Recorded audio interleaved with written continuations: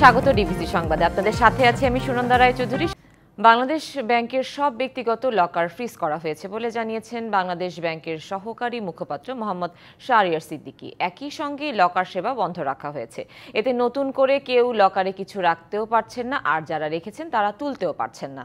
সম্প্রতি দুদকের অভিযানে বাংলাদেশ ব্যাংকের সাবেক ডেপুটি গভর্নর এসকে সুরের লকার থেকে বিপুল অবৈধ স্বর্ণ এবং বৈদেশিক মুদ্রা উদ্ধারের পর দুদকের আবেদনের প্রেক্ষিতে এমন সিদ্ধান্ত নিয়েছেন কেন্দ্রীয় ব্যাংক। কেন্দ্রীয় ব্যাংকের বর্তমান ও অবসরপ্রাপ্ত সংশ্লিষ্ট কর্মকর্তা কর্মচারীদের নামে বরাদ্দ দেয়া হয় এই লকারগুলো। সংশ্লিষ্ট কর্মকর্তা কর্মচারীরা কোনোভাবেই যাতে লকার থেকে অর্থ সম্পদ সরিয়ে নিতে না পারেন সেজন্য সব লকার ফ্রিজ করার অনুরোধ জানিয়ে গত রবিবার কেন্দ্রীয় ব্যাংকের গভর্নরের কাছে চিঠি পাঠান দুদকের পরিচালক কাজী সামুজ্জামান।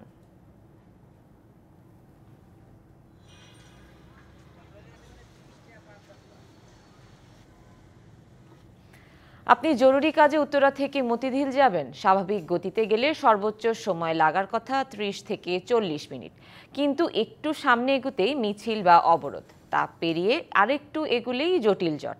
এভাবে একের পর এক বাধা মারিয়ে পৌঁছাতে লাগছে 2 থেকে 3 ঘন্টা। আপনি সহ বিভিন্ন রুটে চলাচলকারী অন্যদেরটাও মেলালে প্রতিদিন এভাবে যাদুর শহরে কর্মঘণ্টা নষ্ট হচ্ছে 80 লাখ টাকার হিসাবে, ক্ষতিটা বছরে 55,000 কোটি। ধারাবাহিক প্রতিবেদনে নগর পরিবহন বিড়ম্বনার কথা জানাচ্ছেন ফরাদুজ্জামান। দেখুন চতুর্থ পর্ব। এভাবে অনড় থমকে আছে ঢাকা মহানগর। বাংলাদেশ প্রকৌশল ও প্রযুক্তি বিশ্ববিদ্যালয় বুয়েটের দুর্ঘটনা ও গবেষণা ইনস্টিটিউটের এক প্রতিবেদন বলছে, রাজধানীর যানজটের কারণে প্রতিদিন নষ্ট হচ্ছে 80 লাখ কর্মঘণ্টা, যার আর্থিক ক্ষতি দিনে 150 কোটি টাকা, যা বছরে 55,000 কোটি টাকার বেশি। এর মধ্যে দিনে শুধু 137 কোটি টাকা কর্মঘণ্টার ক্ষতি হচ্ছে। অন্য এক গবেষণায় দেখা যায় 2004 সালে ঢাকার রাস্তায় প্রতি ঘন্টায় গাড়ির গতিসীমা ছিল গড়ে 21.2 কিলোমিটার, আর 2025 সালে এই শহরে পিক আওয়ারে যানবাহনের গতি ঘন্টায় 4.5 কিলোমিটার, যা মানুষের হাঁটার গতির চেয়ে কম। ঢাকার 2 সিটিতে 110টি নির্ধারিত বাস স্টপেজ করে দিয়েছে ট্রাফিক বিভাগ, তারপরও নির্ধারিত স্থানে বাস থামে না। যদি ফিক্স করা থাকতো যে এখানে বাস থামবে এখানে, তাহলে তো আমরা ওখানেই বাস স্টপে গিয়ে দাঁড়ায় থাকতাম, কিন্তু এখন দেখা গেছে যে নির্দিষ্ট কোনো পয়েন্ট নাই। বাবা এখন যাত্রী এভাবে আসে, দৌড় দিয়ে আসে, কি করবো এখন? আমরা চাই যে নির্দিষ্ট স্টপেজে সব যাত্রী দাঁড়ায় থাকুক, আমরাও যত নির্দিষ্ট স্টপেজ থেকে যাত্রী উঠাইতে পারি। মুক্তির উপায় নিয়ে কথা বললেন ডিএমপির গণমাধ্যম বিভাগের উপকমিশনার তালেবুর রহমান। আইনের প্রয়োগ করতে গিয়ে দেখা যায় মানুষের অসহযোগিতা এবং ক্ষেত্র বিশেষে অসচেতনতা। যারা চালক, যারা যাত্রী, পথচারী সবাই যদি একটু সহযোগিতা করতো, আমাদের এই ট্রাফিক ব্যবস্থাটাকে আরও বেশি সুশৃঙ্খল এবং উন্নত অবস্থায় নিয়ে যাওয়া যেত। বুয়েটের প্রকৌশল বিভাগের শিক্ষক মোহাম্মদ হাদিউজ্জামান বলেন, যানজট বৃদ্ধির প্রধান কারণ ব্যক্তিগত গাড়ির সংখ্যা বৃদ্ধি আর পাবলিক বাস কম থাকা। সড়কের পরিমাণ কম, সেখানে দরকার ছিল যে আমার একটা সুশৃঙ্খল গণপরিবহন ব্যবস্থাপনা। পৃথিবীর কোনো দেশ শুধুমাত্র অবকাঠামো তৈরি করে যানজট নিয়ন্ত্রণ করতে পারেনি। অবকাঠামোর পাশাপাশি দরকার হচ্ছে নীতির পরিবর্তন। এই পলিসি বা নীতির আমরা কোনো পরিবর্তন কিন্তু দেখিনি। ফলে ঢাকার যে গড় গতিবেগ এটা কমতে কমতে আমরা দেখছি প্রায় 4.5-5 কিলোমিটারে নেমে এসেছে। যেহেতু গণপরিবহন নাই, এখানে ব্যাটারি চালিত রিক্সা, মোটর সাইকেল এবং পায়ে চালিত রিক্সা অনেকটাই অনিয়ন্ত্রিতভাবে কিন্তু বেড়ে গেছে। পরিবহন নিয়ে কাজ করা বুয়েটের শিক্ষক ডক্টর শামসুল হক জানান, যানজট সমস্যাটি বহুমাত্রিক। গণপরিবহন হওয়া মানে হলো যানজটটাকে দূর করার একটা সুন্দর টেকসই দাওয়াই।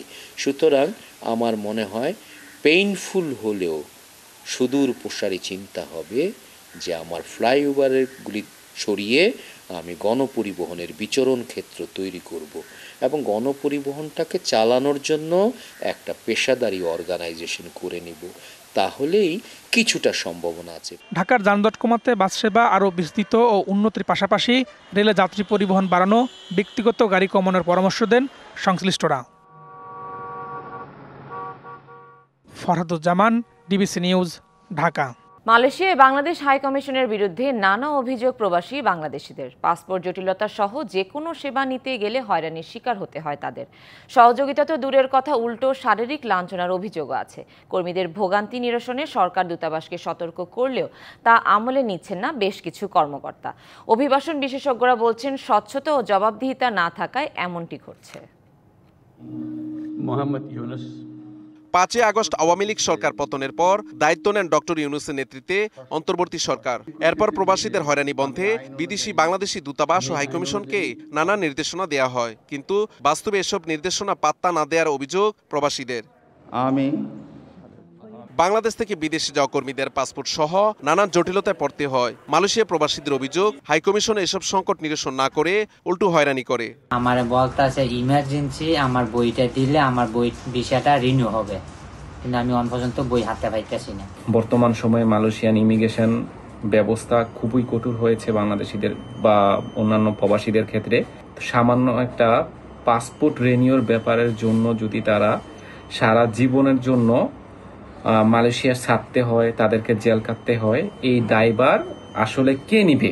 অক্টোবরে পাসপোর্ট করতে দিছি, এখনো পর্যন্ত পাসপোর্টটা অনলাইনে হয় না। ইভেন কি ইএসকেলও আমাদেরকে কোনো সহযোগিতা করতেছে না, আমরা কোনো অ্যাপয়েন্টমেন্টও নিতে পারতেছি না। পররাষ্ট্র মন্ত্রণালয়ের মুখপাত্র জানালেন, পাসপোর্ট সহ সব সেবা নিশ্চিতে কাজ করছে সরকার। বাংলাদেশ সবসময় নিরাপদ এবং রেগুলার ইমিগ্রেশন বা মাইগ্রেশন এটা সমর্থন করে। আমি আশা করি যে এর মাঝখান থেকে হয়তো একটা ভালো সমাধান বের হয়ে আসবে।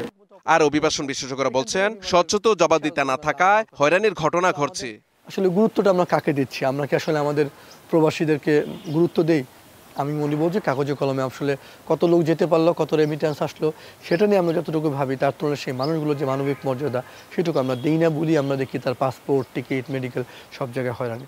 হাইকমিশনের সেবা নিতে গিয়ে আর যেন হয়রানি ভোগান্তিতে পড়তে না হয়, সেজন্য পদক্ষেপ চান ভুক্তভোগীরা। মাহমুদুল হাসান নাজিম, ডিবিসি নিউজ, ঢাকা।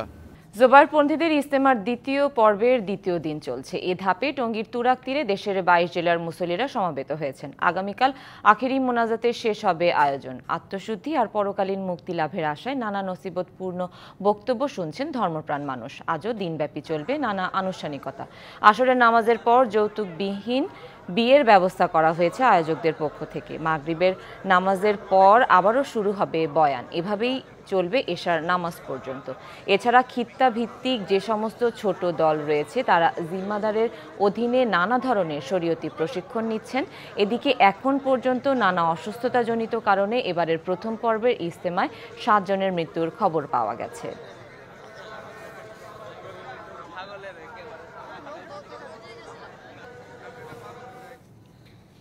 এ বিষয়ে আরো জানাতে সরাসরি চলে যাচ্ছি সহকর্মী আরিফুল ইসলামের কাছে। আরিফ, কি চলছে ইজতেমায়, বয়ান হচ্ছে কিনা, আর সারাদিনের কার্যক্রম নিয়ে বিস্তারিত জানাবেন।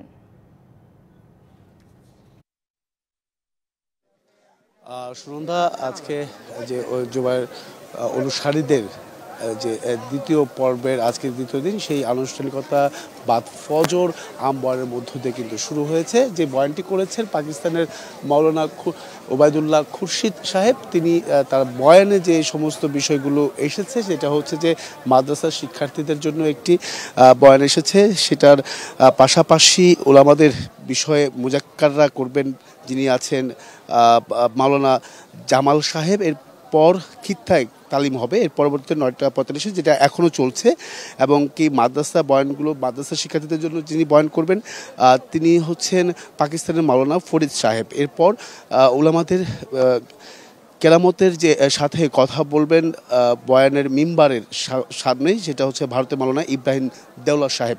তো এক্ষেত্রে একটা বিষয় জানিয়ে রাখি যে এই যে বয়ানগুলো হচ্ছে, যে সমস্ত হেদায়েতি বয়ান করা হচ্ছে, সেগুলো কিন্তু পরবর্তীতে শীর্ষ মুরব্বীরা যখন বয়ান শেষ করেন তখন কিন্তু সেই খিত্তাতে গিয়ে যারা জিম্মাদার আছেন, সেই জিম্মাদারের অধীনে যারা অংশ নিয়েছেন মুসলমানরা, তাদেরকে কিন্তু আসলে পরবর্তীতে পর্যালোচনা বা সেই বিষয়টাকে নিয়ে কিন্তু তর্জমা করা হয় যে এইটা আসলে কিভাবে করতে হবে, দিনের রাস্তা কিভাবে চলতে হবে, দিনের রাস্তা সহজ করার জন্য কি কি আমল করতে হবে দুনিয়াতে, এবং কি যে আমলগুলোর কারণে আল্লাহ সন্তুষ্টি পাবেন এবং কি সন্তুষ্টি লাভের আশায় যে তারা এসেছেন, সেটা যে মেহনতি করছেন, সেই মেহনতি শুধুমাত্র আল্লাহ তাআলার রাজি খুশির জন্য, সেই বিষয়গুলো কিন্তু তারা তুলে ধরবেন। এর পরবর্তীতে আরেকটি যে আজকে গুরুত্বপূর্ণ যে বিষয়টি, সেটা হচ্ছে আসরের পর কিন্তু যৌতুকবিহীন যে বিয়ে, যেটা গত পর্বে ছিল 63টি জোড়া যৌতুকবিহীন বিয়ে সম্পন্ন হয়েছে, এবং কি আয়োজকরা বলছে যে এবার তার থেকেও বেশি জোড়া বিয়ে অনুষ্ঠিত হবে বলে কিন্তু তারা মনে করছেন। আর আরেকটি বিষয় জানিয়ে রাখি, যেহেতু আগামীকাল আখিরি মোনাজাত, সেই আখিরি মোনাজাত উপলক্ষে শুধুমাত্র ইজতেমায় তাবলীগ জামাতে অংশগ্রহণকারীরা না, ঢাকার আশেপাশে যে অঞ্চলগুলো আছে সেখান থেকেও কিন্তু সাধারণ মুসল্লিরা এখানে অংশ নিচ্ছেন আগামীকাল আখিরি মোনাজাতে অংশ নেওয়ার জন্য। তো সবশেষ বলা যায় যে আয়োজকরা বলছেন আগামীকাল 11 থেকে 12টার মধ্যে আখিরি মোনাজাত সম্পন্ন হবে বলে তারা কিন্তু আশঙ্কা করছেন। আরিফ, ধন্যবাদ আপনাকে আমাদের সাথে যুক্ত হওয়ার জন্য। আন্তর্জাতিক প্রসঙ্গ, মেক্সিকো ও কানাডার পণ্যে 25% শুল্ক আরোপ 1 মাসের জন্য স্থগিত করেছেন মার্কিন প্রেসিডেন্ট ডোনাল্ড ট্রাম্প। সোমবার এই ঘোষণা দেন তিনি। তবে চীনা পণ্যের উপর 10% শুল্ক আরোপের বিষয়টি বহাল থাকছে বলে এক প্রতিবেদনে জানিয়েছে রয়টার্স। কানাডার প্রধানমন্ত্রী জাস্টিন ট্রুডো এবং মেক্সিকোর প্রেসিডেন্ট ক্লডিয়া শেনবাউম উভয়ই অভিবাসন এবং মাদক চোরাচালানের বিরুদ্ধে ট্রাম্পের কঠোর ব্যবস্থা নেওয়ার দাবি মানতে রাজি হয়েছেন। এ বিষয়ে সীমান্তে প্রয়োজনীয় ব্যবস্থা জোরদার করবেন বলেও জানান তারা। এছাড়া দুই নেতার সাথে ফোনালাপে ট্রাম্প জানান আগামী মাসে দুই বড় মার্কিন বাণিজ্যে অংশীদারের সাথে অর্থনৈতিক চুক্তি নিয়ে আলোচনা করার চেষ্টা করবেন তিনি। এদিকে শুল্ক নিয়ে ওয়াশিংটন ও বেইজিং এর মধ্যে আগামী 24 ঘন্টার মধ্যে আলোচনা হতে পারে বলে জানিয়েছে রয়টার্স।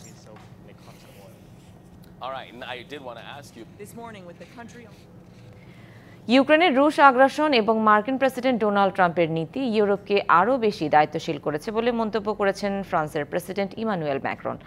সোমবার ব্রাসেলসে ইউরোপীয় ইউনিয়ন ইইউ নেতাদের এক সম্মেলনে তিনি এ কথা বলেন। সম্মেলনের শুরুতেই ইউরোপ থেকে আমদানি করা পণ্যের উপর যুক্তরাষ্ট্রের শুল্ক আরোপের ঘোষণা নিয়ে আলোচনা করা হয়। ইইউ নেতারা ডোনাল্ড ট্রাম্পকে সতর্ক করে বলেন, বাণিজ্য যুদ্ধ শুরু করলেই ইইউ পাল্টা ব্যবস্থা নেবে। ম্যাক্রন বলেন, ইউক্রেনের রুশ আগ্রাসন এবং ট্রাম্প প্রশাসনের পদক্ষেপ ইউরোপীয়দের ঐক্যবদ্ধ ও সম্মিলিত সুরক্ষার বিষয়ে আরও সতর্ক করেছে। তবে যুক্তরাষ্ট্র ও অন্যান্য নেটো সদস্য দেশগুলোর সঙ্গে শক্তিশালী নিরাপত্তা অংশীদারিত্ব বজায় রাখা এবং মার্কিন অস্ত্র কেনা অব্যাহত রাখা ইস্যুতে বেশ কয়েকজন নেতা একমত পোষণ করেন। সংবাদ এই ছিল এখনকার মতো। ডিবিসি নিউজের সংবাদগুলো পড়তে ভিজিট করুন dbcnews.tv আর ভিজিট করুন ডিবিসি নিউজের ফেসবুক পেজ এবং ইউটিউব চ্যানেল। সাথেই থাকুন।